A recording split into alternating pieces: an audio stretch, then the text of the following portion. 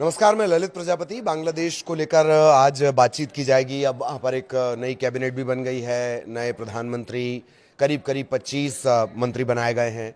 लेकिन एक सबसे बड़ा सवाल है कि जिन हिंदुओं ने भर भर कर वोट किया है, जिन हिंदुओं के दम पर, जिन अल्पसंख्यक, मुझे ज़्यादा बेहतर शब्द है, जिन अल्पसंख्यकों के दम पर तारिक रहमान आए हैं, क्या वाकई दो हिंदू चेहरे देकर वो दाग धोने की कोशिश कर रहे हैं या सिर्फ दिखावा करने की कोशिश कर रहे हैं, या वाकई वो रिप्रेजेंटेशन मिल पाएगा?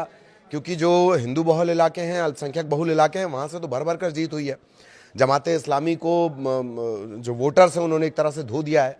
सबसे पहले इस कैबिनेट की बात कर ली जाए, दो हिंदू इसमें शामिल किए गए हैं। 13वें संसदीय चुनाव में तारिक रहमान ने जीत हासिल की। दो अल्पसंख्यक समुदाय के नेताओं को मंत्री बनाया गया है। 25 सांसदों ने मंत्री पद की शपथ ली। भारी भरकम मंत्रिमंडल है ये। निताई रॉय चौधरी का नाम शामिल है।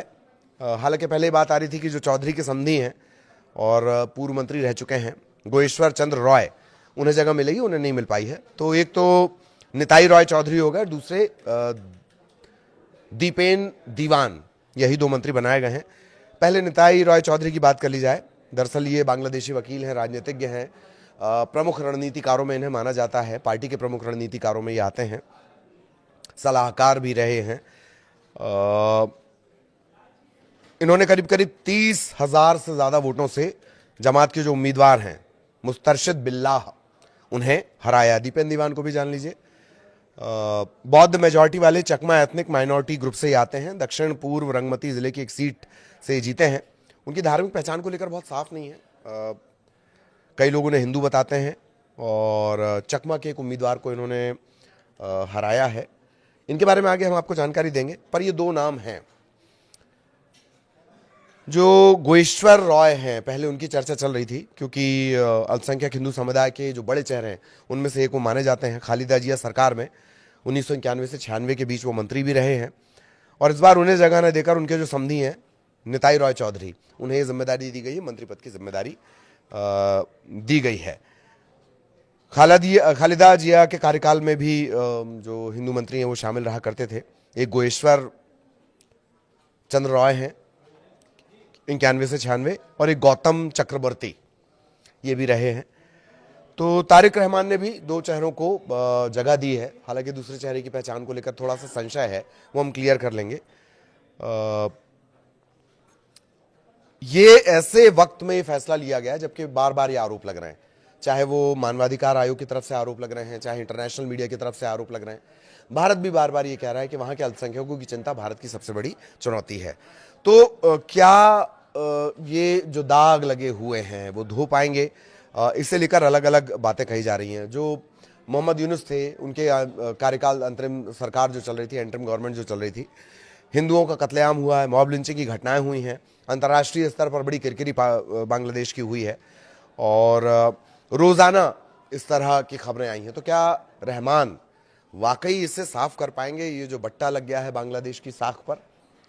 हालांकि बीएनपी भारत से संबंधों को लेकर हमेशा से संबंध जो है थोड़े तल्ख रहे हैं, खालिदा जिया के दौर से लेकर और अब तक बीएनपी और जब भी बीएनपी सत्ता में होती तो थोड़े तल्ख संबंधित होते हैं। लेकिन क्या इस बार जो आरोप लगे हैं, चूंकि बांग्लादेश की हालत खराब है, अगस्त का जिस तरीके का घटनाक्रम रहा, करीब करीब 2 साल पहले जिस तरह तख्ता पलट वहां पर हुआ, 1.5-2 साल पहले, और उसके बाद जिस तरह की स्थितियां बनी, और मोहम्मद यूनुस जाते जाते भी वो चीन का नाम ले रहे हैं, वो नेपाल का नाम ले रहे हैं, वो दुनिया जहान का नाम ले रहे हैं, और जब भारत का नाम लेना है तो वो कह रहे हैं 7 सिस्टर ग्रुप। जाते जाते भी बाज नहीं आए हैं। इसी तरह का उनका झुकाव ऑपरेशन सिंदूर के बाद पाकिस्तान की तरफ था, और इसी तरह जाते जाते भी जब जो आखिरी जब ये तमाम औपचारिकताएं चल रही थी, शपथ ग्रहण की औपचारिकताएं चल रही थी, तब वो कह रहे हैं कि जो 7 सिस्टर ग्रुप है, जो भारत का हिस्सा है, जो हमारे नॉर्थ ईस्ट का हिस्सा है, अरुणाचल प्रदेश, शिलोंग, मेघालय, जो तमाम हमारे राज्य हैं, 7 राज्य, उनके बारे में कह रहे हैं, भारत का नाम लिए बिना कह रहे हैं। खैर छोड़िए उन्हें। तो 25 जो नाम है उस कैबिनेट में वो जान लीजिए। मिर्ज़ा फ़खरुल इस्लाम है, मिर्ज़ा फ़खरुल इस्लाम, अमीर खुसरू चौधरी हैं, सलाहुद्दीन अहमद है, इकबाल हसन है, हाफिज जउद्दीन है, अबू जफ़र हैं, डॉक्टर खलीफुर रहमान हैं, काजी शाह हैं, मिजानुर रहमान हैं, निताई रॉय, जिनको लेकर हमने ये खबर भी बनाई है, इसके अलावा अब्दुल मुक्तदिर हैं, अरिफुल हक हैं, जहीरुद्दीन हैं, मोहम्मद अमीन और रशीद हैं, अफरोज़ा खानम है, शाहिदुद्दीन है। ये वो तमाम नाम हैं, ऐसे 25 नाम हैं। 25 नामों की लंबा चौड़ा ये मंत्रिमंडल बनाया गया है और बात यही कही जा रही है कि एक बड़ी चुनौती रहेगा जो दाग बांग्लादेश के ऊपर लगे हैं इन सब के बीच। चुनौतियों के रूप में हम पहले ही आपको बता चुके हैं।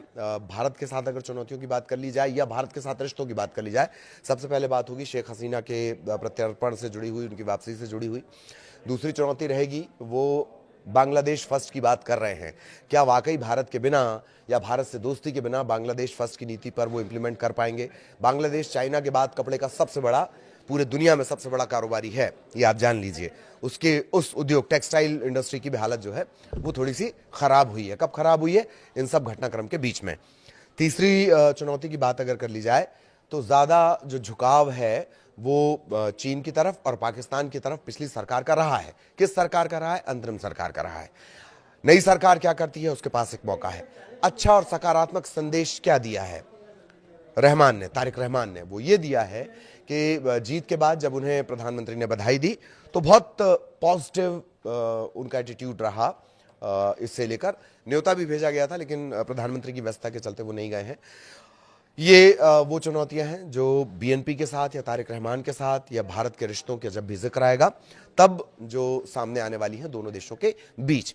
आगे क्या कुछ होता है बांग्लादेश में, बांग्लादेश की राजनीति में, वो भी अपडेट आपने अपने दर्शकों तक पहुंचाएंगे। नमस्कार।